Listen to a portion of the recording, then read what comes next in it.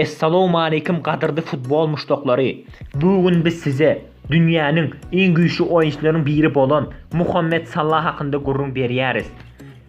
Hazırki vaqtda Mısır dövlətində bir dəl iki sanıq dünya möcüzəsi mevcut bolup, birincisi piramidalar bolsa, ikincisi Muhammed Salah'tır. Firavunların quran piramidaları adamları hayran qaldırıp gelyen bolsa, Muhammed yakındacık tomoşaçıların yüreğinden yer aldı. Mısır'ın çan köçelerinde top def gören oğluncuk hazırki günde yukarı top 5 çempionatında önemli oyunlar görkezip altın butse için esası davagarların birine aylandı.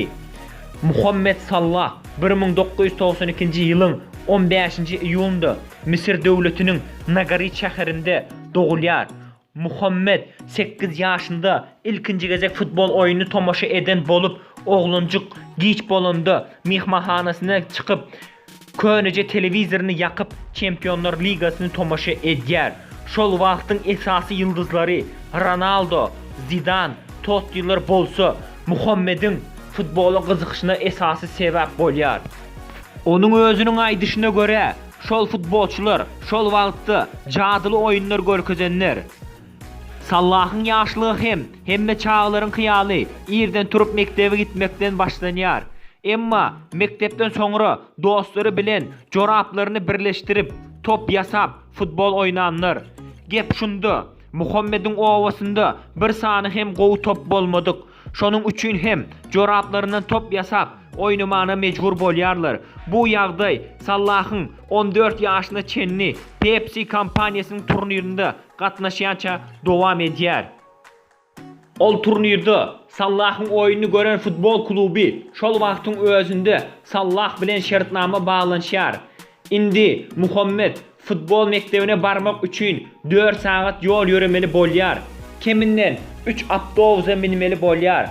Klub hem Salah'a kömek etmek üçün Irak mektebinden çıkmağına ruhsat alıp beryer. Öyüne bolsa gece 12'de gelyer. Kızıklı tarafı onun ilkinci təlimçisi sağ taraf qoruğda oynadyar. Muhammed'in təlimçisinin aytışına göre güçlü karşıdaşa karşı kıyın oyun geçirdik ve 4-3 hasarında utuş kazandık. Hemme game çalışan oturdu degen yerdiler. Muhammed bolsa bir çünkü ağlap oturduğunu gördüm. Sonrasam gol urup bilmediğim için ağlayandığını aytti. Şol günden başlap men Muhammed'e hücumda oynamağına ruhsat verdim. Onun gol urmağına hüvesi güçlü diyer. Elbette şul vaka Muhammed'in durmuşunda ulu üyütgeçme bolyar.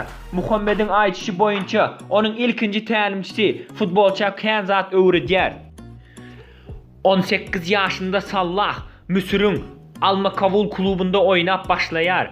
2 mövsümde 11 gol urup milli yığınsına hem çağırlar. 2012 yılda Afrika Kuboguna tayarlık görüyakalar. Milli yığınsında Bazya'la karşı meydança düşer. Bu oyunda Mısır 4-3 hasavında yeniş kazanıyor. Şul oyunda Salah 2 gol uruya ve şul oyun kutorundan sonra bir neçe günden son öz ustalarının üstünde şartnama kağızını görüyor. Şvitsariyanın Basel klubuna geçer. Basel'e barandan sonra Salah futbolcu hükümde uluyor. Bir mövsümde 10 gol urup 10 gollu pas vermeni başarıyor.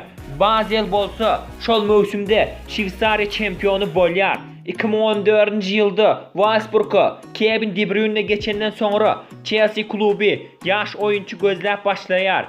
Saylov bolsa yaş fiziği yukarı bolan Muhammed Salah'ta duruyor. Roman Abramovich bolsa Salah üçün 16 milyon eurosunu kıskanmayar. Jose Mourinho Salah hakkında şöyle fikir bildiriyor. Salah yaş hem mezadı tiz öğrenip bilen futbolcu deyip bellep geçer. Emma klubun oyunlarını meydança az düşürüyordu. Salah 19 oyunda 2 gol urup ve ulu futbola tayar değildiğini görkezer. Bunun hakkında Mourinho yine de şöyle fikir bildiriyor. Gelin bu vaka adalet bilen gözlerin. Salah Chelsea'de karşıdaşlığa çıdap bilmedi diyer. Muhammed bolsa Fiorentina klubuna vaatlayın verirler. Fiorentina klubunda ulu tecrübe iyi bolyar ve 18 oyunda 16 gol urmanı başarıyar. Şondan sonra Roma klubundan teklif gelýär ve 15 milyon euro Chelsea klubundan bütünleyin satın alýar. Steven El Shaarawy, Edin Dzeko, Muhammed Salah üçlügi İtalya'da güýçli oyun görkezýär. 2 mövsümde 34 gol urup ve liganın en güýçlü futbolçularından biri bolýar. Ve Liverpool klubundan 42 milyon euroluk teklif gelýär. Muhammed Salah köp oýlanyp oturmazdan yine de Angliya Premier Ligasına dolanýar. Jurgen Klopp gow komanda düzýär ve Liverpool'a da Salah ýan oyuncu gerek bolýar.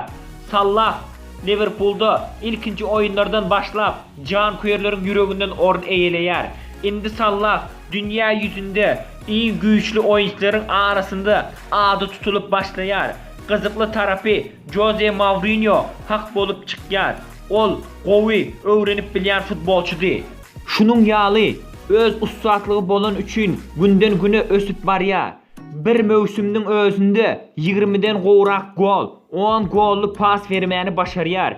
Esasysy bütün dünya futbol muşdoklarynyň söýgüsini gazanan Muhammed buların hemmesine özünün zahmeti bilen, günden güne öwrenişi bilen yetişýär.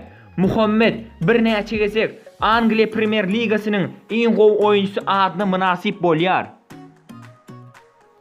Emma Salah özünün gazanan utuklarynyň içinde en gadyrlysy 2017-nji ýylda Afrikanyň en güýçlü futbolçusy adyny alanyny hasaplaýar.